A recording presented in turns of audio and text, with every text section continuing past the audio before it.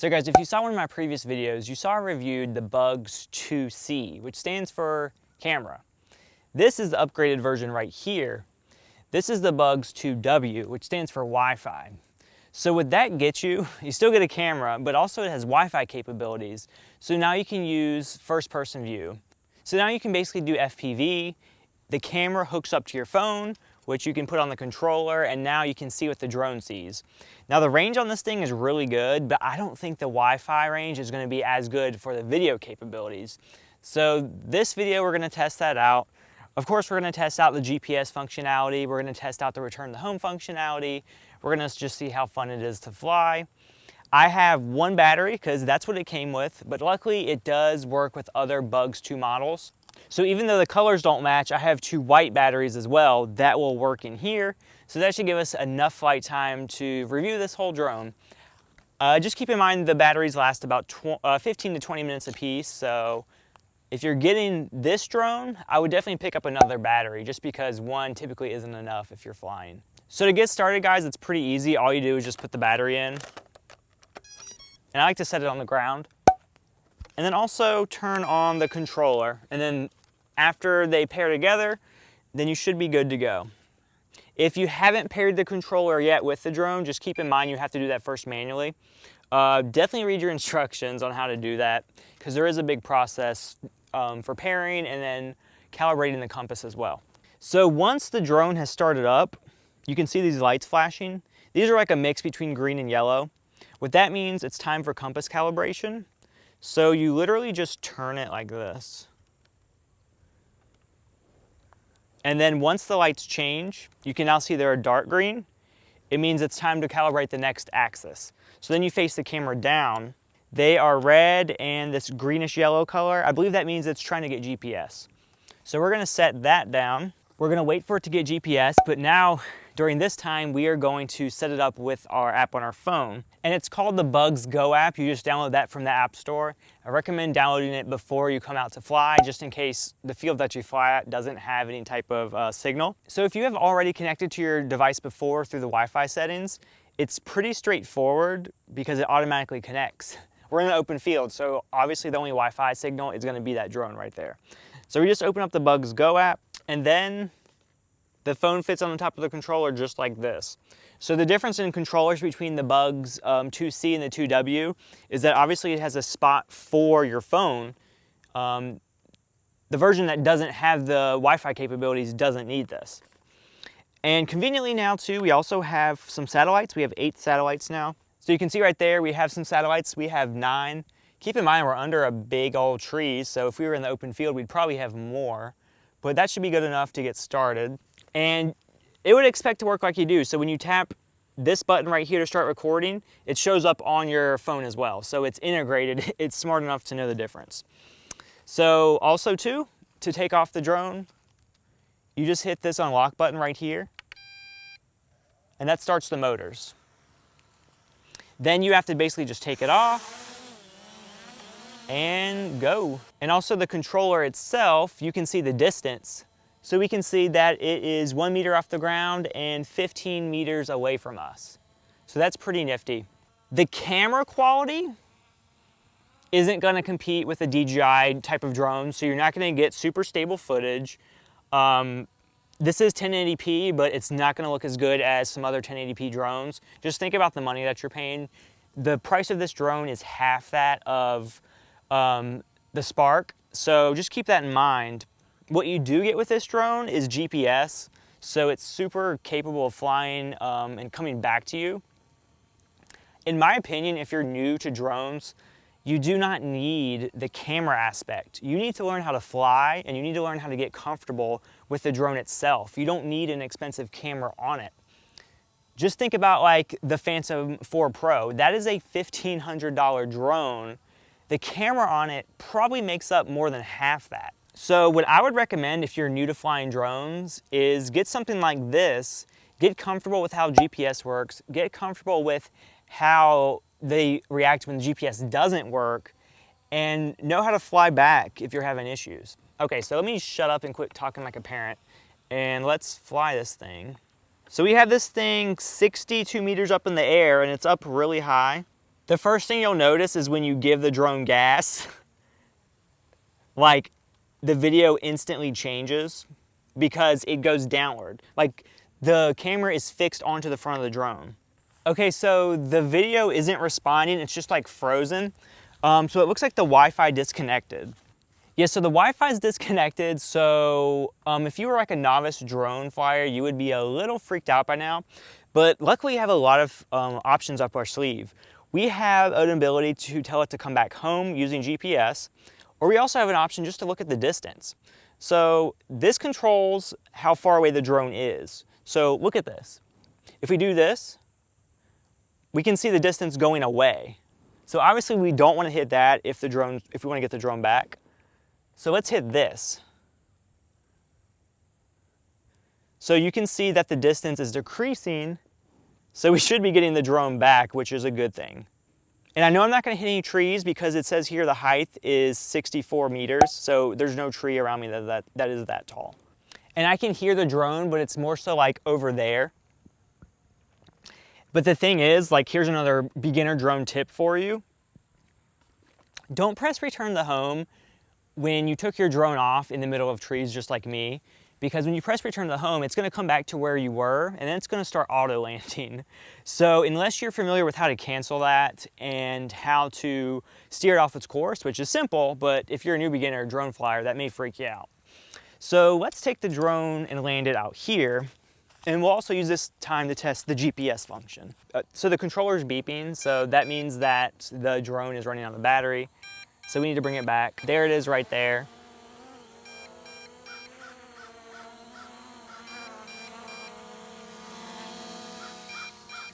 We're gonna see how well the GPS works on this thing in regards to return to home and stuff like that. So I'm walking out here just so I can get away from the trees. And so you guys can like just kind of get a judge of the accuracy. So you have to calibrate it every time you turn the drone on, which may seem like a pain, but you get used to it. And it just takes a few seconds. Make sure you're not wearing any type of magnets or metal that could interfere with the compass calibration though.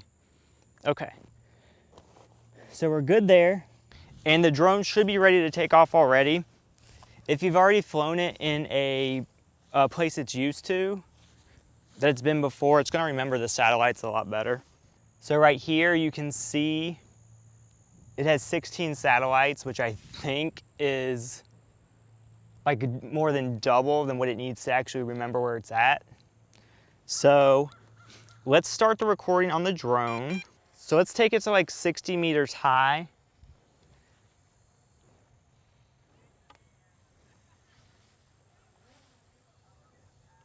And now let's take it to like 100 meters away.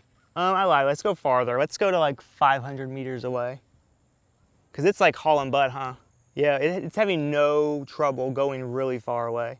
So 500 meters is way beyond line of sight. Okay, we're at 558. So, 568, 569, 567. Okay, so let's hold down the this. So I pressed the GPS button, and you can see on the controller, that it has the home icon right there. So it's actually coming back. And what I like is that it doesn't beep all the time when it's coming home.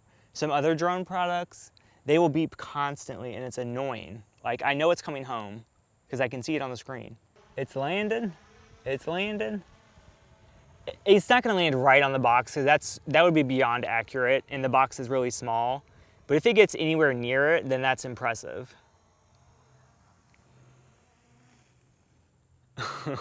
So it landed like literally right behind it. Let me go show you. And also keep in mind, it locked the 16 satellites the whole time, so it's got a really good GPS lock. So it came back after flying over 500 meters away, thanks to GPS. Like, that's a really amazing function. And it also would come back if it was low on battery or low on signal. GPS is like your insurance policy on this drone. Like, you should never lose it if you're very careful. Of course, think of things like the wind, because if the wind is really strong going that way, and you're trying to come back, you may not have enough juice. I've almost had that issue before with some more expensive drones. But what I want to do now is test the FPV functions on it one more time, because I noticed when it's really high in the air or far away or there's interference, clearly it's not the best. So I'm going to try the FPV thing again. I'm connected to the bugs on Wi-Fi on my phone, so we're going to see what happens. Okay, so we're going to try this again, see if the FPV works when we're closer. So again, you press this button to start the motors.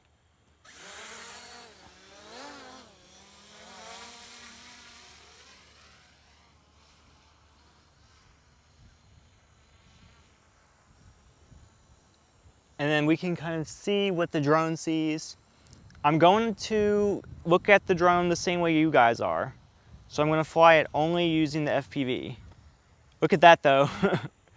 That's one thing when you fly the drone, it looks down, so you could hit a tree real easy if you're not careful. And I'm gonna go up a little bit higher to like 5 meters. There we go. So now we don't have to hit anything.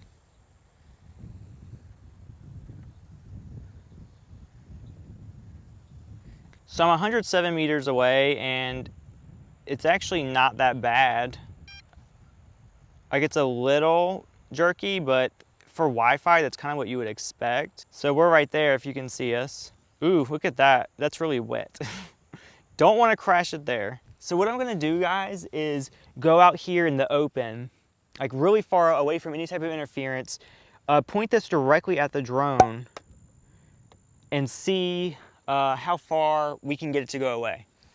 And as of right now, it lost reception, probably because I was turning around.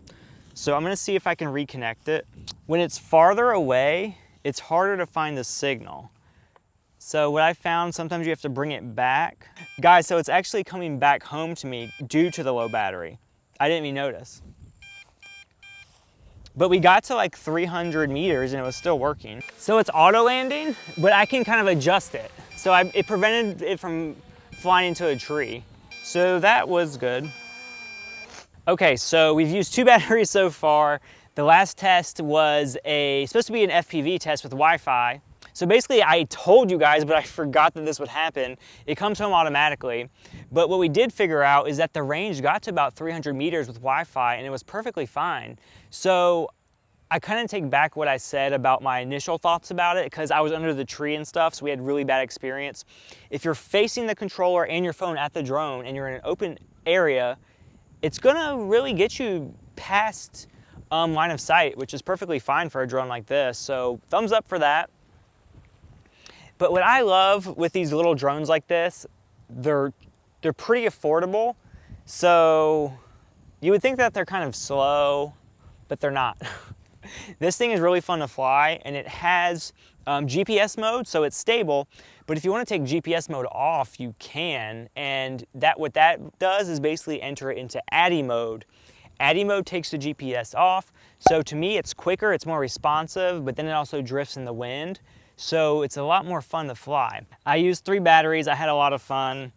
My 3rd battery was actually used to just capture some B-roll with my other drone. So when I come to this, I don't really want to use it for the camera for obvious reasons. I like it just to fly and have fun with. It's really fast.